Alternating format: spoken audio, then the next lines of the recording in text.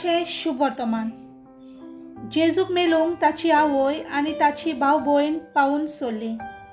लोकांची खेट आसली देखून ताचे सोरशी तांकां लागीं येवंक जायनासलें। कोणें ताका अशें सांगलें, तुजी आवय आनी तुजी भाव भयण भायर रावल्यांत आनी तुका पळोवंक सोदतात। पूण ताणें जाप दिवन म्हणलें, देवाचें उतर आयकतात आनी पाळटात तीच म्हजी आवय आनी म्हजी भाव भयण। देवाचें उतर हें।